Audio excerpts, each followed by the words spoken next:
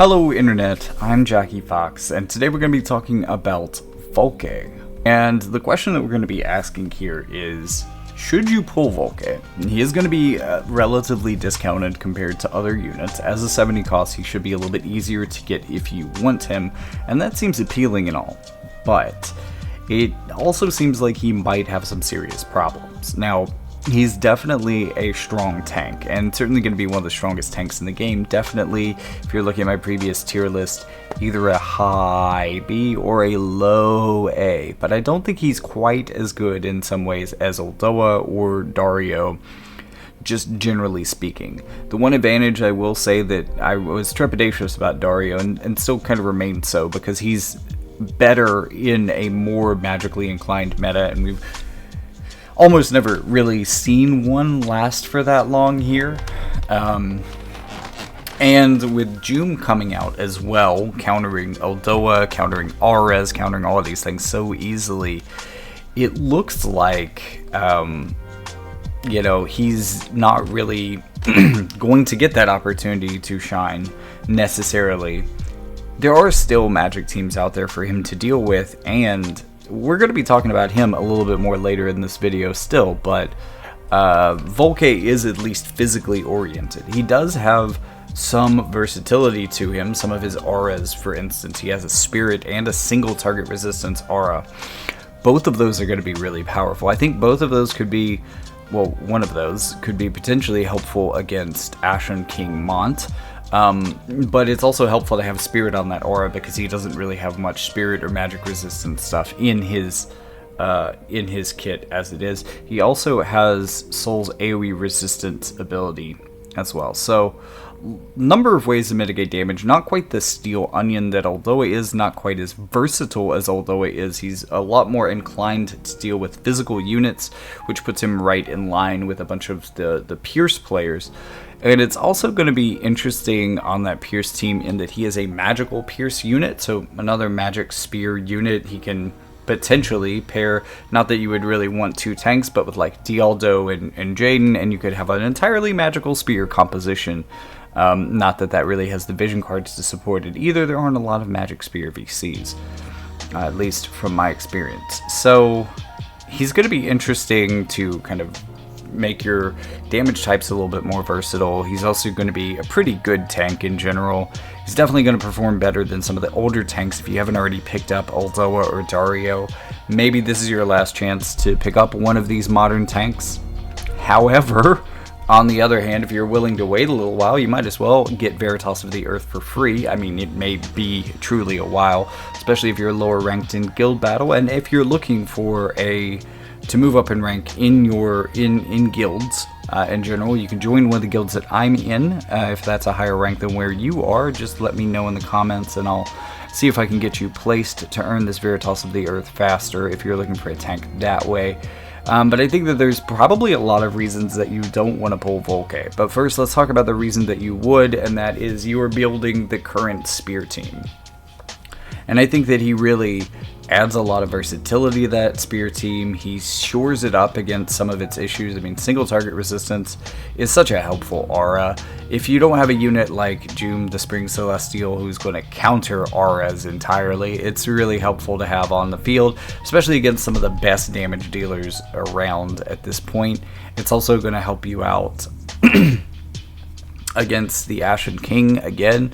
The single target moves are some of the strongest in the game at this point, so it deals with a pretty major threat there.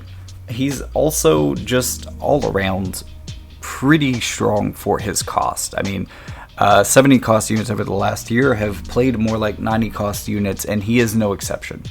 That means that, again, he's a little bit behind Uldoa and Dario, and the thing that I really want to bring up at this point, though, is the coming Advent Children collab. So one, we're likely going to see the solidification of Greatsword being the strongest thing in the game. I mean, it currently really feels like it is, but I think with Cloud, with a new Hollow VC, it's going to be undeniable that that is the strongest thing in the game at the moment. Tifa may also bring a little bit of help to Strike, but I don't think that she's necessarily going to be a meta changer. Kadaj is interesting because he seems to do Sephiroth things, even as a 90 cost unit. We're going to have to wait another week to get any more details on him, but the first 2 of those units should be coming out soon, and maybe you want one of them. Like, it's really, really hard before a Final Fantasy VII collaboration, especially one that comes on the heels of an anniversary, on the heels of, War of the Visions increasing the power level to the point of Doom and the Ashen King. These are likely to be, or at least the 100 cost units, Cloud and Sephiroth here, are likely to be on that power level as well. And, with these units, we see them countering major things. Doom came in to counter Auras. Cloud is going to come in here and deal with AoE resistance in a way that we haven't seen before. And then Sephiroth is just going to deal with healing. So that brings us back to Vulke, and actually to all 3 of these tanks. Let me bring up the fact that not only has self-healing just become super, super common, but it's also become a super, super common thing for tanks to do. This started all the way back there, I want to say with Snow, with his HP threshold heal. And that has become standard fare on a tank's kit. The ability to just turn that off completely is going to be huge, and is going to make Sephiroth such a big game changer. And it's definitely going to give him a good matchup against all 3 of these tanks. I think maybe actually Volke would be least affected by the curse, but also maybe most affected by Doom the Spring Celestial, so maybe he has less trouble into Sephiroth, but really his major counter is already there with Doom. I feel like Doom is definitely doing a good job of dealing with him on the JP side, so pretty reliably. I mean, we shouldn't necessarily expect him to be able to counter his counter element like that, especially a newer unit within the counter element, but I feel like she deals with him pretty handily all by herself. And then the other question that you ask, like, well, if he's a fire unit, then maybe I want him as a fire player. Well, yeah, he's definitely going to be a good tank for you as a fire player. The thing is, let me just remind you that Sephiroth is going to be a fire unit. And, like, I really think that this cursed effect is going to be far more powerful than, like, so many other things right now. This is probably the biggest deal out of this collaboration. I think that effect can definitely do some work. And I think, maybe there is a case to be made that Volke may work really well with Sephiroth, because typically when new limited units are released this close together, they're going to be good with each other. You could also argue that our Oberon the Auspicious could be a really good partner with Sephiroth, but nobody could have seen that coming. And the downside to this conjecture is that Volke is probably going to come and go within global polls before we get a chance to see him and Volke together on the JP side. We may get details before he's gone, so we may have some idea, but we're not really going to get a good answer on should we pull Volke with Sephiroth until after we could pull Volke to begin with. So that's going to be a bit of an issue. Also, major collaborations have been coming a lot closer together since Road to Worldwide, like a lot closer together. They've even fast-tracked them. Like, it felt like 13 got fast-tracked. It felt like the collaboration before that got fast-tracked. It felt like so it feels like this one's probably going to get fast-tracked, so we should expect to see it within the next month and a half, if not maybe even sooner, like maybe even closer to the Ashen King's. Well, this is coming right after the Ashen King there, so like, will we get the Ashen King in the midst of this? I don't know. But as you can see, there's not a lot between us and this collaboration either, because this isn't a gacha unit, and this unit's already out for us. It's just the Ashen King left. So, this collaboration could be coming very fast for us. And if you're, as most of my viewers, I would probably imagine, even if, like, the subset of you that are fire players, I think most of you probably can't afford to get Volke and Sephiroth, and therefore you should wait for Sephiroth and get him, because he's definitely going to be the more impactful unit. So really the only people that I would remain firmly in saying that they should pull for this guy are the people who are looking to play a Pierce-only team, and I don't know, I have my feelings about that. But also, because that style, that job synergy, in my latest video I've said it was fading. I think it's going to come back a little bit with Volke. I think Volke is going to stabilize it, but I also think that might be its peak in the near future. You know, there's not a ton of Lance-based units that are amazing within the Final Fantasy canon. You know, it's not like we can just expect, oh, well, Sephiroth is coming, or, oh, Cloud is coming. Well, those aren't Pierce units, you know? Like, what are we going to get? A really good Kain collab, maybe?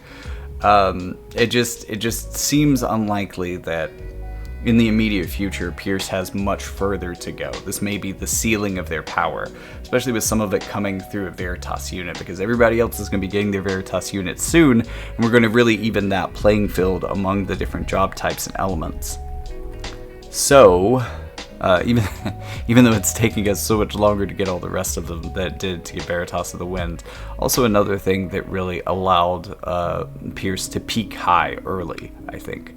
But all of that being said, while I think that most people should probably save instead of getting Volke, let's talk a little bit about Volke himself.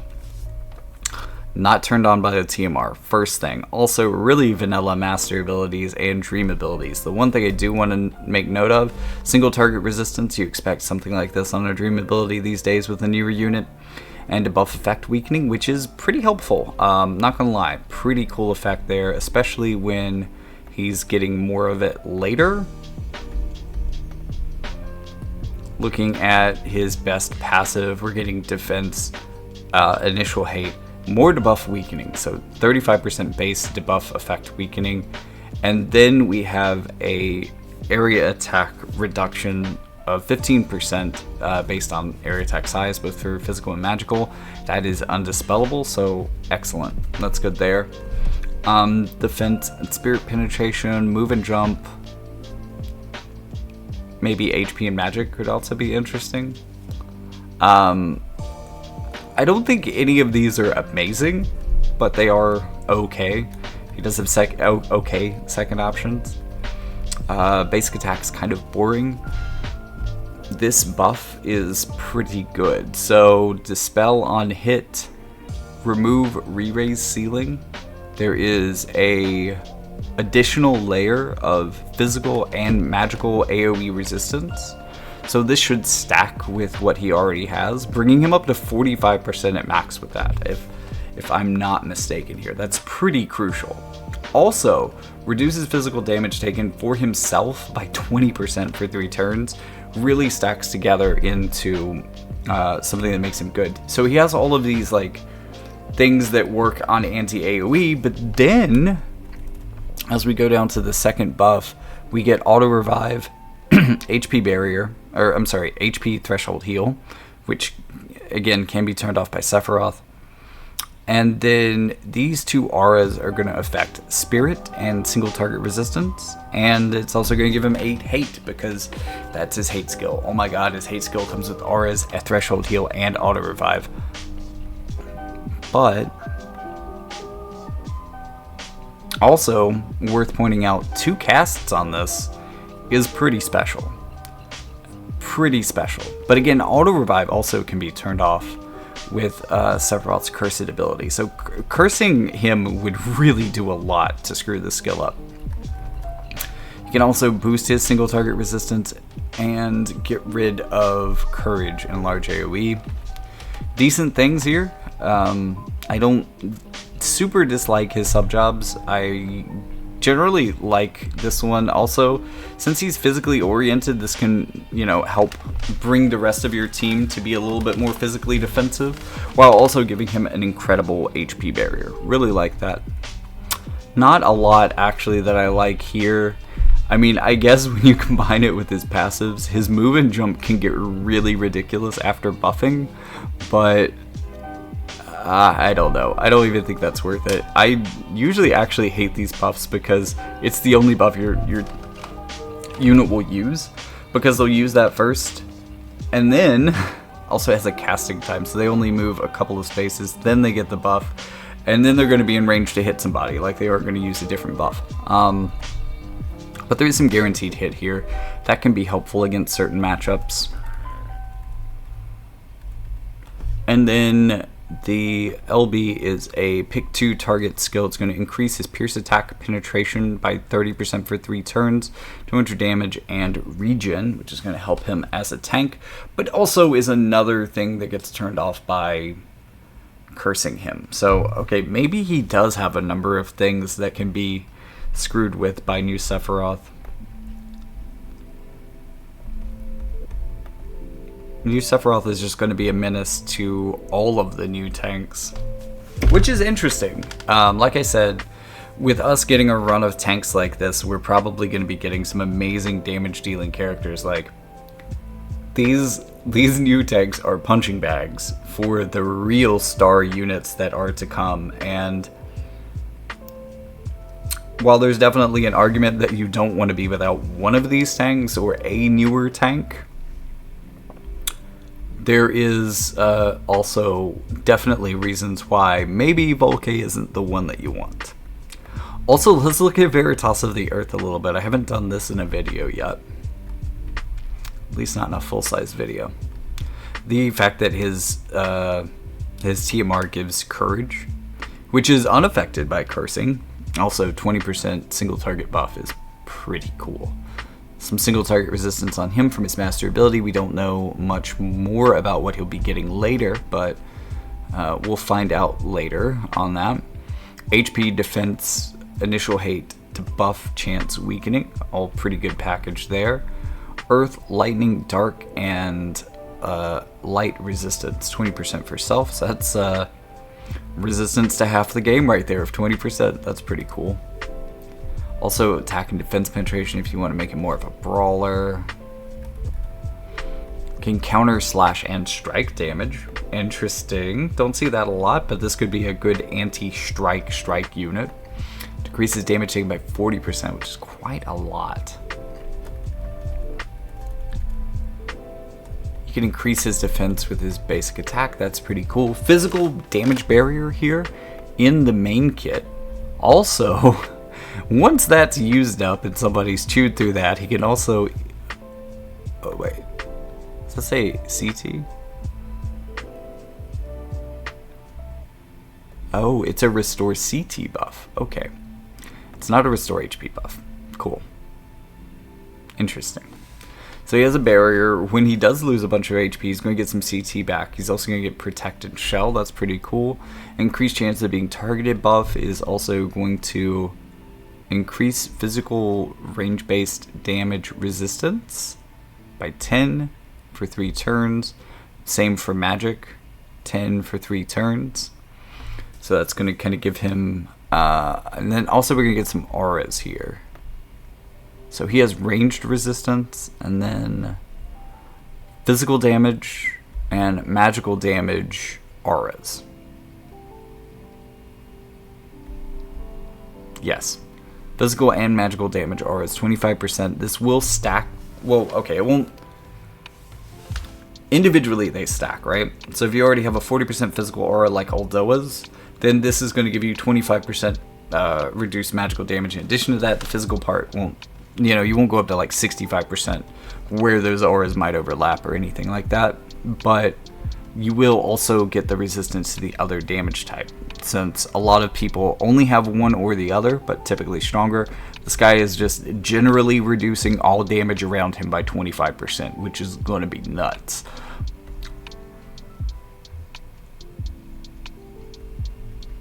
Also, you can see that he's going to give his allies around him the ability to decrease chain resistance by 30%. So he's going to be a enabler for some chaining monster teams.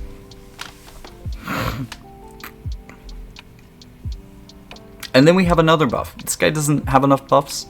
Yeah, they gave him more buffs. Increased chance of being targeted 12. Another increased chance of being targeted skill in here. This guy really loves to generate the hate, or as I prefer to think of it for this character in particular, attract. He's very attractive. I guess that'll make more sense if we ever get to see the other version of him.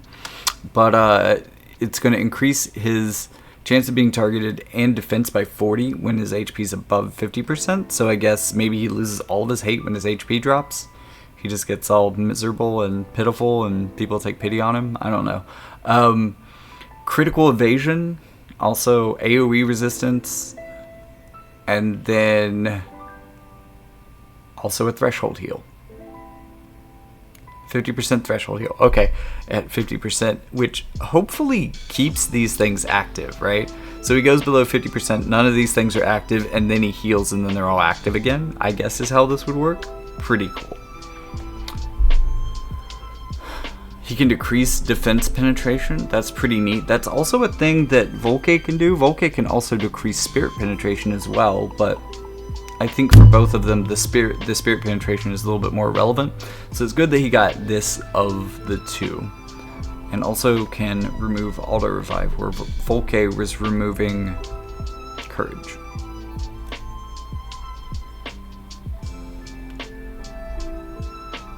This skill removes a lot of debuff abilities. Your magic, attack, spirit, defense, and all attack type resistances can no longer be debuffed for 3 turns. It's pretty interesting. I also think for a tank like this, Monk could be particularly powerful. I mean, this is interesting and could work well with him, but I think the thing that's really cool here is this. The 40% HP restore, the TP restore probably isn't that helpful, but hey, I'm not mad at it. Also, giving everyone affected regen for 3 turns is pretty cool, which will also cure poison for you. And we have a guaranteed hit here that can be helpful as well. Great Knight, though, I think is really powerful. The ability to dispel auto restore on his skills. He already has a lot of main job buffs. I'm not really... I don't know, I should have pointed this out before looking at the last sub job, but, well, either of them, really, because I'm still looking at buffs and thinking, oh man, he's got some really good buffs all throughout his kit. Maybe you just don't have room for something like this, but it looks pretty cool. It has a chance to inflict silence. I think that could be really helpful for him, but not necessarily something he's going to be able to abuse, as he's not going to be a high faith unit. The ability to decrease earth resistance is pretty neat. Don't dislike that. Also, he can dispel protect and has a chance to stun. Not bad. That's probably his better of his sub jobs. And we don't know what the LB is going to be yet, because we haven't gotten there. We haven't gotten to the 140. We don't know what the Dream Awakening is going to be like for this guy. But he already looks very strong. That being said, it's going to be a while before you get him, but maybe that's your long-term goal instead of Volke. I don't know. At this point, I'm just trying to make it more palatable for you to hold out, if that's what you want to do. If it's not, if you want to do like a Pierce-based team, that's great. But also, if you're looking for a Pierce tank, Dialdo will be getting an upgrade in the near future, which is going to be bringing him more healing power, more critical evasion, and some skill upgrades. I don't necessarily think that this is going to make him absolutely as competitive on the physical side, but like, he is a 100 cost unit. He is durable. He does do a lot of things that modern tanks do, minus the auras and such, which obviously are a big deal, but he's not the worst replacement to have if you don't have Volke. He does a lot of the same things and does them very well. The fact that he has an upgrade coming in the near future also might make that a little bit easier as an alternative for you as well. But with all of that being said, thanks for tuning in. I've been Jackie Fox. That's my name. Also, if you want to get something to read over the spring, over the summer, whenever you want to read it, Jackie Fox is also my name as an author, and you can find a link to my books and other content in the description below. Also, while you're down there, don't forget to like and subscribe, do all that YouTube stuff, and you can even support the channel, do other things through the links down there. I'm just happy that you showed up. I'm just happy that you hit like and subscribe. Thank you so much for watching all the way to the end. With all that being said, see you in the next one.